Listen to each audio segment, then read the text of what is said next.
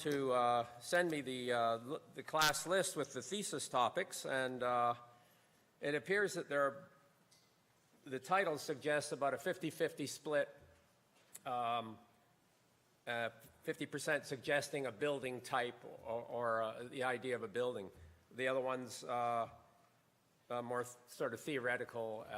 So we'll be focusing mainly on how to be an architect for buildings and what the OAA would say about that, and how to get work that are mainly buildings. But there are many other assignments that you'll get in your careers, I'm sure. And some of you may not go into architecture, but having put so much effort into it, that may not be the case. So I'm going to talk about, just briefly, the recommended conditions of engagement, schedule of fees, fee negotiations, why cost matters, competition and fees, effects of on the practice and professional organization, request for proposal, liability exposure, emphasizing perhaps some other rather than others, like request for proposal is perhaps the most interesting, and fee negotiation, with a couple of assignments that I'll hand out.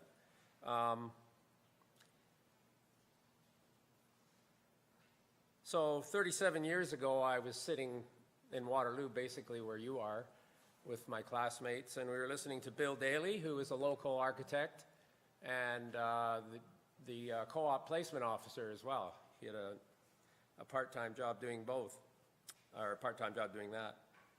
He was a real gentleman. Whether 37 years from now one of you will be talking and remembering me, I don't know, but it's sort of ironic for me to stand here 37 years later and be talking to you about this. Where has the time gone? Well, it goes somewhere. You're doing it in 1 week. We had 4 months, so it's a lot to take in, but I think getting the essentials, the sort of order of it, is probably the best that you could do. And we'll try to focus on that. The Canadian, I don't know if you've seen the Canadian Handbook of Practice for Architects, the RAIC documents, the 4 binders. They're sort of an excellent guide administered by the OAA. They're really a way of mapping out how to practice architecture. And so if you really learn those, and that'll be later on when you're an intern and when you're working for somebody and applying for the OAA. My father was a slater as an apprentice. He worked for his father, who was a slater. And my grandfather apparently always said, start as you mean to finish. In other words, you have to start with a straight line in order to get a straight line at the top with a beautiful pattern of slates. So I think if you use the CHOP handbooks, you'll get that. And if you're committed to excellence in your practice, whether you're working for somebody else as a staffer and moving on through a larger office in your career, or whether you set up your own practice, it doesn't matter. The idea is to strive for excellence, both at the start and at the finish. Some of you may want to work and have a legacy that's for your own quiet satisfaction, and some of you may want to strive for more ambitious achievements, and that's great. Either is fine. Along the way, life will get entwined in your practice. Your practice will get entwined with life. If you'll have a partner one day, perhaps you might have children. It all affects your practice. Whether you go solo, you might travel, you might have a lover as a partner. Your children might be partners. My wife and I are partners in the practice, and Marie Black graduated from Waterloo in 1978. And so it's almost 30 years of practice with Marie in both walks of life. A little background on our firm. Having grown out of the offices we worked for we enjoyed public buildings, and especially buildings that incorporated existing buildings. And we've only done 2 new buildings in our practice. Most of them have been renovating, adding, restoring. So that was our background. We've sort of gone into that. And all those buildings really relate to communities. And that's, I think, what we find the most fascinating. So that's what we based our practice on. How to get work? Where does work come from? We lived across from this church on Dovercourt, and it was getting more and more run down, as many churches are. And the name on the sign for the minister was a name I recognized from my childhood, having been sent to Sunday school. And I contacted the church, and 5 years later, we renovated it for $1 million construction budget. So where does work come from? It is really you that creates where you get work, how you strive for getting work. Comes from many sources, and it's like a family tree almost. I'll just quickly go through them. Doing that church first led ultimately to others, and to the $16 million restoration, renovation, with 3 additions to St. Paul's on Bloor Street. John Van Ostren and Adrian DeCastri sat on the board of Fred Victor Mission and also Homes First Society, or John did, and they were asked who they would put forward to be considered for Street City, housing project for homeless. So thanks to John, he put our name forward, and we got the job, and we did Street City, which led to a different tack, more of housing, more of working with a special needs group. That led to working for the City of Toronto. So it's a sort of relationship, and it's a building, and that's how your career builds, one upon the other. South St. Jamestown rooming houses, we did a study for 50 rooming houses, and it was a fascinating study where if you analyze the house, and I get into specifics, you learn that 12 people had to go up to a common kitchen, 3 floors, some 2, but it was very awkward, very poor layout. So it was a fascinating study. That led to our name being put forward for the Toronto Island housing development in 1993, adding 120 houses onto the island, an absolutely fantastic project. The interview for that was a structure of all 8 firms went to the community hall on the island and set up displays or desks where they could meet the islanders. So there were 8 firms, and you had to make your opening statement in front of everybody, firms and the islanders. So it was a very unique experience. We teamed up with Charles Simon, one of the other proponents, and we were successful getting it for different reasons. And unfortunately, 3 years of work ended when the Mike Harris government decided to cancel the Ontario housing program. 60% working drawings lie in Charles's archive somewhere, moldering with whatever. So it was a major sort of tragedy for the office, because it was such a fascinating project that incorporated many other sub-consultants. We've done a bunch of archives, and this small archive for the Presbyterian Church in Canada led to us teaming up with Architects Alliance and doing a major study on finding a new home for the Ontario archives. Real estate search, cost estimate, functional programming, all those aspects, one step away from building it. We were hired to do the program and the report. So again, one thing leading to another. using the essence of a project to then sell yourself to get other work is important. Ultimately leading to the thing we enjoy the most, putting all the pieces together, and this is an art center for the town of Newmarket, which is just being finished now. So work comes from news services like Merck's and Bedingo. You can get contact with project managers, large firms like SNC Lavalin and CB Richard Ellis, procurement departments such as federal, municipal, and provincial governments. I'm going to hand out two proposal calls. The big one is the City of Toronto. It's 134 pages, terms of reference. I'll give you about 3 weeks to hand in your proposal. Just flick through it, it's interesting. Put you to sleep. This one is for a small arts group, Toronto Dance Foundation.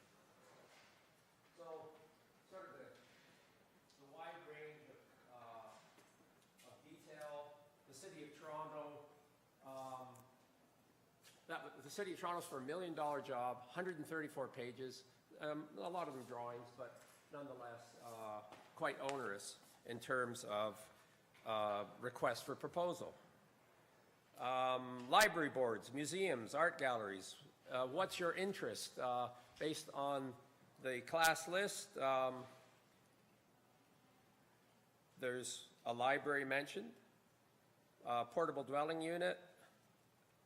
I don't know where you would go for Chanel house skin, digital woven fabrication, but nonetheless, I'm sure that you can use that to get a job, to further your career. Union Station's mentioned here, bus station. So you can put the two together and be creative. And you can do it. Competitions, of course, are a natural way, especially for students and graduates. Private or public. Public generally are acknowledged by the OAA. The steps, the remuneration, the award approved by the OAA, that's always a good thing. Private competitions can be tricky and risky to undertake, but you may want to do it and just sacrifice the loss that may occur. There are non-architectural projects, the Archives of Ontario, as I mentioned. We were asked to do a book search, a literature search, for the topic of harm reduction in architecture at one point. So that was interesting. Graphic design. I'm sure a lot of you would be good at that, especially with computer skills. Being a part of a community group or a cause will introduce you to a wider audience and make connections, basically building up a network.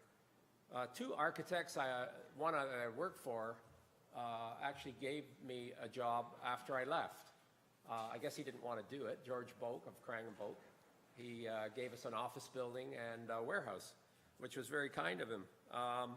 Jack Diamond, Marie worked for Jack Diamond, and when he heard that I was going out on my own, he put a reference for a small study on a little house development. He didn't have to do that, but it was very kind. So work comes from many different places.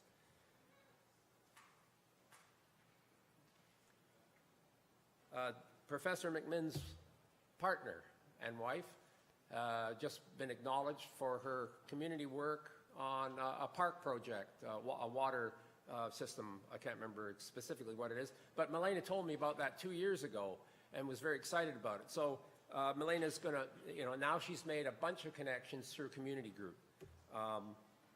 And whether it happens or not, it matters, but it doesn't necessarily matter. It's difficult to break into established organizations and institutions to get work, to compete with firms that have a deep experience and many examples, such as a museum. Why would you go for ROM if you just graduated and you had your OAA stamp? Well, why not? But I mean, it's going to be hard, but it's going to be an experience to try for it anyway. and you'll learn a lot by trying for it. The OAA has a quality assurance method of request for proposal and selection process. It's an excellent system.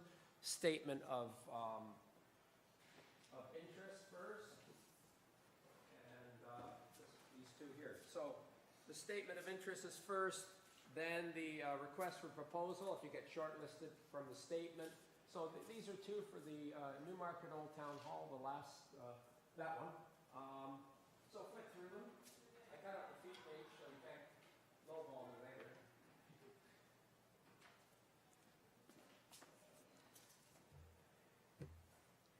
After the request for proposal, you'd be lucky to get shortlisted, and then there's the interview process. So there's sort of three main steps, and then after that, the negotiation of the contract. You necessarily don't have it yet. You have to negotiate the contract.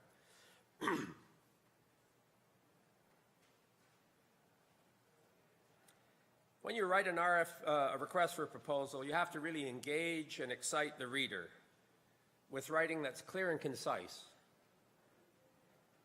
You look at a lot of blogs on the web today, and they just go on and on and on. And there's endless writing, and I don't know how, I don't know who would read all that. It's just too much, I find. And in the context of a request for a proposal, you have to really get to the point. And I urge you to take a writing course, if not just for design request for proposal or as a greater skill. I really urge you to do that because surprisingly, writing is a big part of doing these things, spending days and days and days honing, getting it right, answering the questions, and getting a hook in so that you can be of interest to the potential client. Who's buying the service? What's their makeup? Who's on the selection committee? You have to size them up. You find out who they are. Are they engineers, retired doctors? Who's on the committee? What are their issues? You have to talk to their issues. Ask questions. The TDF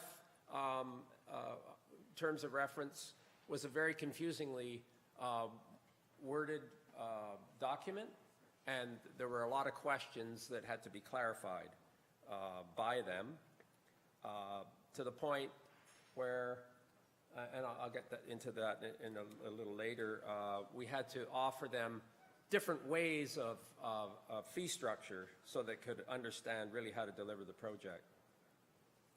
So, request for proposal. This is taken from the City of Toronto one. The main points of a request for proposal are your profile. Who are your team members and your experience? So I've gone through a bit of that. You can actually obtain a request for proposal online, free from most municipalities if you want to refer to something. So the start is obvious information that is needed. Again, the experience and qualifications. You may not have exact experience, but if you can transform that and tie it to what the potential client wants, then you've got something. The proposed staff and the team. The team is a very important thing, also related to liability and the protection of the Prodemnity insurance program, who like us to reduce the number of team members that expose our liability. The classic is structural engineer, mechanical and electrical engineer. There are many other projects that require a ton of others, and this was a team organizational chart for a federal government Ottawa restoration of one of the large government buildings. So just look at the team there, and It's a huge collection of skills and a wider exposure because those sub-consultants are under the architect's umbrella. But liability-wise, the indemnity program will not insure you for those sub-consultants. They're on their own. So you have to make sure they have insurance. Work plan, deliverables, the cost of services are the fees. I'll show you a couple of things later that expand on that. Providing a schedule, dates and times of deliverables, what the deliverables are, the design package, the model, tying that into the fees and the services you're providing is all part of the request for proposal submission. So that's these the highlights of the TDF one. The TDF wanted a small renovation including an elevator and washrooms. They had a budget down at the bottom of $275. Right away, we knew that wasn't enough money. What they really needed was a master plan to take into consideration all the things they ultimately wanted to do, which they had outlined. That's the building there, great building. You can see under phase one, that was for the 275, which was not enough money. Phase two, these are all the things they wanted to do. But how can you do phase one if you don't know what the whole thing is? So we were shortlisted based on the way we wrote our proposal and gave them more information about how to do the project. And that they basically requested the same information as the city project. Although the city project, you know, they've got platoons of people to write those things, so that's why it ends up being 137 pages as opposed to 3 pages from a poor arts organization. But essentially, it's the same. It's the similar projects and the list of references and team members. Now, this is the page of our fees. So we answered the question, what they wanted, $19,500 to do a design for phase one, the elevator and the washrooms. We gave them that. Is it a dumb proposal or a smart proposal? This is a dumb proposal. You just answer the question. But the other 2 sections was what we offered as a sort of added a value so that they could understand the ultimate commitment they would have to make to delivering even phase one. Because if you're going to put an elevator through a building like that building, you're going to interrupt and mess up a lot of fabric in that building. So you really have to know how it affects the rest of your vision for the future. When you do requests for proposals, a lot of people are shy to incorporate ideas into them. But I think an idea is basically just like a paragraph of writing. It's giving the client something to think about on how you would approach certain aspects of the project. This was a submission for Beach United Church. So we gave them some ideas about how we would approach the project, always in the context of their project, though. You can't stray away and bring in ideas that aren't relevant to their project. Again, this is the Newmarket submission, incorporating ideas for how the solution may be solved based on what the town of Newmarket wanted. So, I have another handout. There's enough here for everybody. This one is just a summary of 3 important aspects of things I'm talking about today. And you'll need them in the future. The immediate future and the long-term future. You get my drill.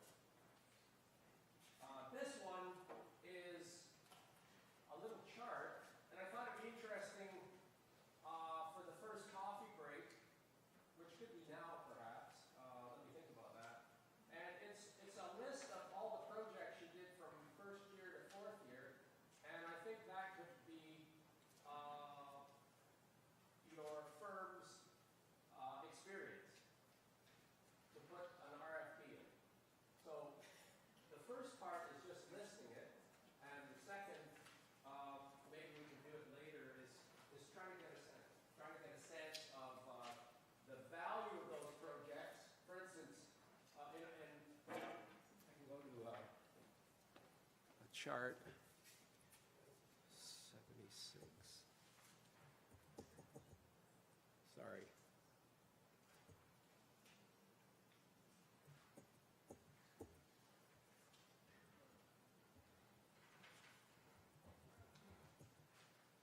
There it is. Sorry. Okay, so this is a chart partially filled out. I tried to remember the projects that we did in the first 4 years, and it all came slowly back to me. First, I can't remember 1A, but 1B, I think, was an artist's house and studio, and I kind of made it up. It was 75 square meters. At today's cost of about 2,500 square feet, you get a value of construction for a budget of 187, and you go to the RAIC fee chart, and we can do this later. We'll do an exercise later. So you've got 28,500 worth of fees for your first project, and that's the start of your office. This is your experience, and you can lay that out and make that your experience in an RFP,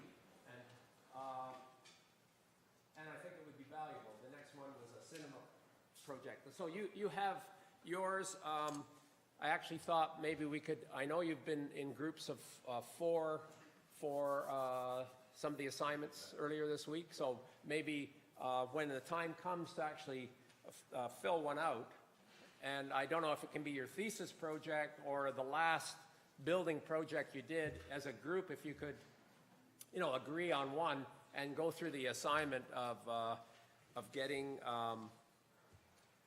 a fee structure down, that could be interesting. Now, so I don't know if you need a break now, maybe not. So you've handed in your RFP. There. You've handed in your RFP. You may have answered some questions that the potential client has, and you've made the short list. So you've got an interview. Who goes to the interview? Who speaks? It's all very important. If 3 people go to the interview, they must all speak. They must all say something. They can't sit there mute. Who will you go and meet at interviews? A wide range of people that represent the suggested list of potential clients that I talked about. So maybe we'll run through the interview, and then we can have a break. So what to show in the interview?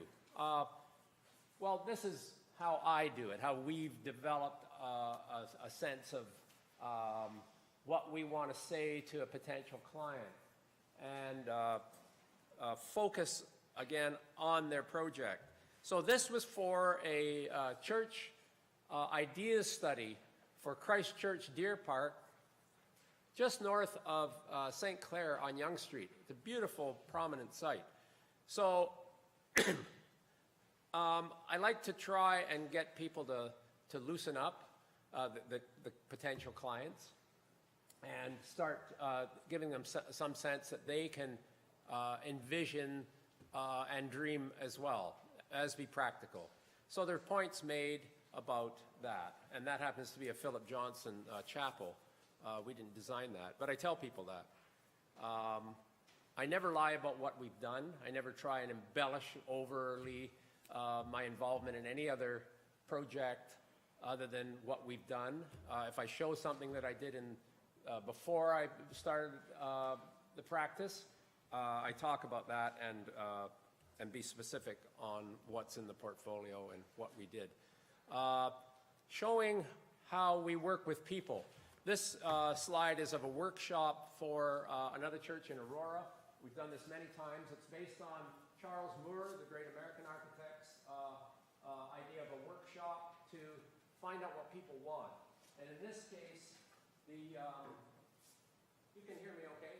I don't need the electronics. In this case, it was designing a sanctuary in a church, and these are all parishioners, and we just walk around, break up the congregation into different workshops, and the people are laying out how they want the church. We give them cards with various symbols that are meaningful important for them. And they arrange it, they make the notes about what they've discovered about themselves and how they want their project. And we take that information and use that to help design the building. In this particular case, it was a small competition, one of those private competitions where you're given $500 to blow your brains out and do a whole design and a model, everything. We actually won it, and by doing the workshop, the congregation wanted us to turn the church 90 degrees in its orientation for the way they wanted it. So the workshop was valuable in terms of advancing the design and the project. I like to show this one for churches that think they've got a big important church. Christ Church is a nice Gothic revival building, but I don't want them to think too much of themselves, because this is in scale to all the other great cathedrals in England. This is from Bannister Fletcher, and people really enjoy this. They find it funny and ironic, but it's very meaningful as well. So again, this is a hook to get people interested and show them that we are interested specifically in their project. You can be funny as well, but it has to be relevant. A lot of buildings that are poorly designed rely on signage to get around, and we don't want to do that, and people should know that.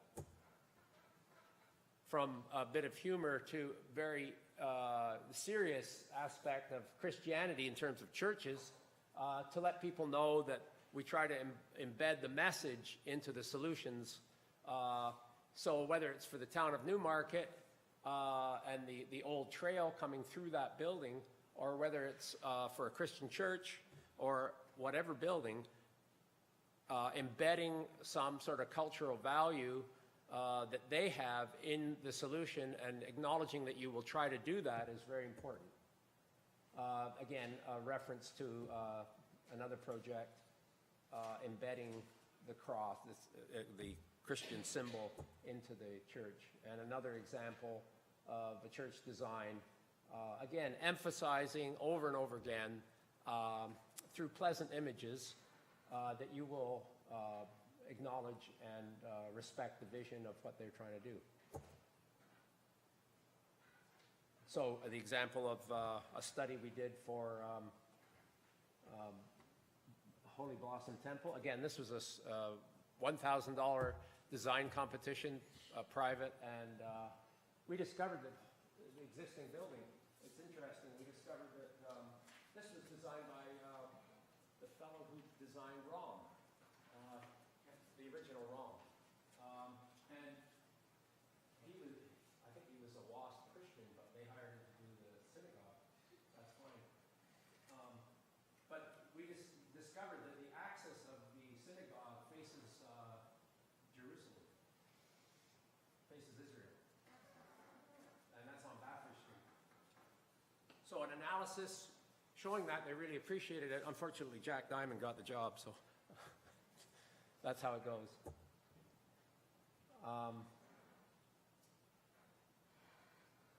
On another project interview for Taffel Music, which is in Trinity St. Paul's Center on Bloor Street, another venerable church. We were shortlisted, and Diamond and Myers, not Diamond and Myers, Diamond and Schmidt were on the list amongst others. And I thought we had a good interview. I was packing up the slide projector and all that, and the head of Taffel Music, I can't remember, Jan Lemon, I think, she came striding out, and so I got up thinking she was going to shake my hand and say goodbye. She walked right past me, and Jack Diamond was walking in. You know, he's 6 foot tall, a big handsome fellow, and he got the job, even though I thought it was a good interview. So back to Christ Church, again, showing how we would, in the interview, showing how we would acknowledge their building. And giving them aspects, educating them about their building, which is important. The context on Yonge Street, the design of the building, the impediments that are in front of the building, the poor signage, the poor landscaping. This is the view as you come out the front door. How can that change? I guess they're losing membership. They're losing a profile. They want to try and improve that. It's across the street from York Minster Baptist. So it's like a precinct of prominent stone Gothic Revival buildings, and something could be done about that on that little section of Yonge Street to act together. Very inaccessible building. How can that be improved? The characteristics of their beautiful sanctuary, worship space. There's no connection from the outside to the inside, and we told them that. It's almost like you're making a butt of jokes about their building, but you have to do that in order to make them realize the seriousness of the deficiencies of their building. The building at night, showing the context at night, the poor lighting up a residential street. I mean, this is a major public building on Yonge Street, yet you hardly see it in the busyness of Yonge. Again, showing projects that are similar to theirs, not just from a planning point of view, but from a material point of view, a technical point of view, dealing with stone. Sorry, that went backwards. Dealing with models, showing them models. You build models, so you tell people that there will be congregants who can't understand their drawings, but they can understand a model. So promise them to make a model. Again, showing dramatic changes that you've had experience with. The illustrations that you'll use to speak to them and make them understand what it is they want and what it is you're proposing. That's also paramount, because if people don't understand what you want to try and design for them, they won't approve it. This is a project in Scarborough. Again, just kind of bashing them over the head a bit, building up with the same type of approach to all the issues that that their church is needing to solve. Inside entrances, all these issues were vital to Christchurch Deer Park during the interview. And you can see people in the interview nodding. You can see you're getting to them by connecting with these kind of images. Again, a model building for understanding what the future holds for their beloved sanctuary. You know, to get approval for major changes on these venerable buildings is sometimes difficult to convince people, but the right images, the right sets of information can do it. This is that one in Aurora where we had the workshop example, and that's just the entrance.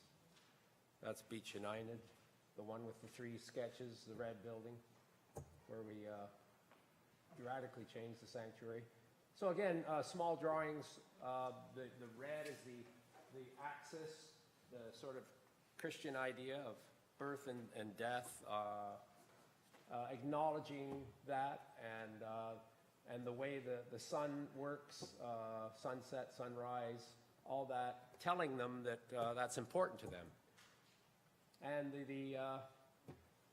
the wonder of what the solution might be. A little image to suggest the promise of an egg, you know, tying it into their vision, their culture. And that's the proposal for one of the solutions, is to put a new entrance on Yonge Street. So, you want to take a little break of 10 minutes, and maybe you can get into your groups if you could, and try and focus on a project that we could figure out a fee proposal for. Do you have a list that you can give enough for each one? Yeah, there's more than 60 there. Do they have a list where you can list your projects from through the Almeida to Corby? And then was there enough of the other one, the kind of questions and answers? Yeah, yeah. So you could also have the, Yeah, there's one of those for each of you. and then the sheet with the, I didn't see that.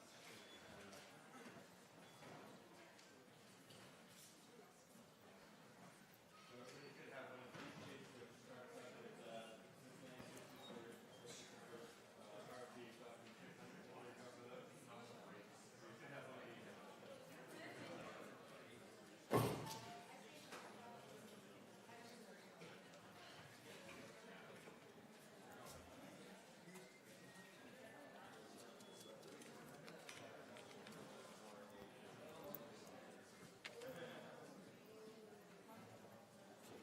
So you want them to fill out their list and then to choose a project. Yeah, and yeah.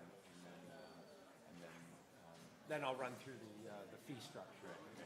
So we'll need to be able to establish a square foot area Yeah, for yeah. the project and then the price per square foot to get the. Yeah. We'll They might throw a need- dart at that. Yeah. You're not gonna see that. But ultimately they made a budget. Yeah, that's right. So it's starting budget.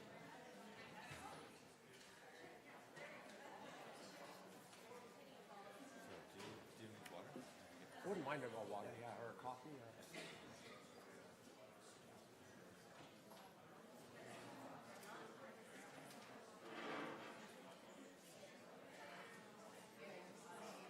Have all of them been at this?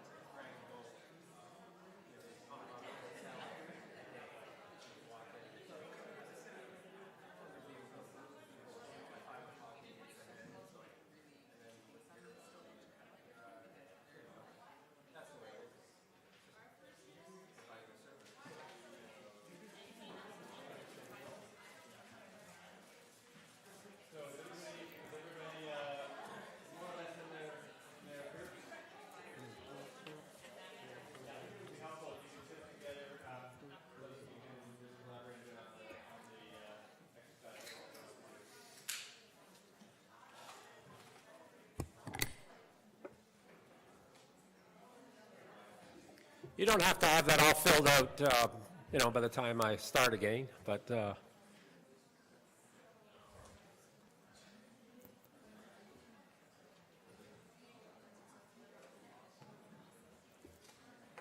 are they finished?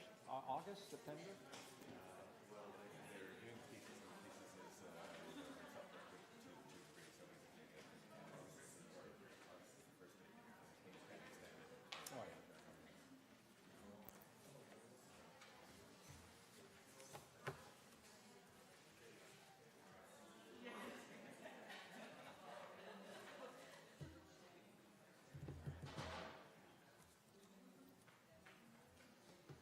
Well, do you want me to? Okay. We'll get started again. Thank you. As I said, you don't have to fill that out right now, but in a few minutes, we'll go through the exercise for one project, and it would be good if you got together in the 3 or 4somes that I think you worked earlier this week under. Because we'll go through the RAIC fee chart and the actual document 600 contract. So this is, let's see. So the next part is the recommended conditions of engagement and the schedule of fees.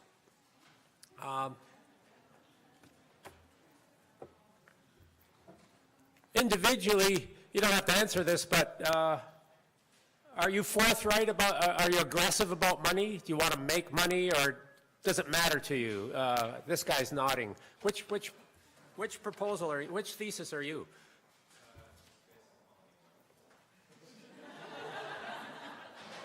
You need a lot of money. That's it. Well, my partner was more realistic about money than I was. I just, you know, start doing all the projects and not really nailing it down, and that's not the right way to go. You've got to nail down all the terms. The client will want to know. You have to know in order to plan. So it is important. So in a way, it's knowing yourself too, and the analysis of being an architect is a bit about that, a lot about that. Who are you, and how will that affect the type of work you go after as well, which I touched on earlier. But also, you might have to be tougher when it comes to fees, because the fees are your living. The fees are paying your staff. If you want to grow the practice, you need to make a profit to put aside for the rainy day that's going to come. Every 7 years, I've been told. That's biblical. So you've got to make a good fee. So the RAIC fee chart is alphabetical, and this just lists all the different kinds of projects. I don't think there was a category here for that literature review I mentioned on harm reduction. We just gave them a fixed fee for that. But this is the chart. And the difference between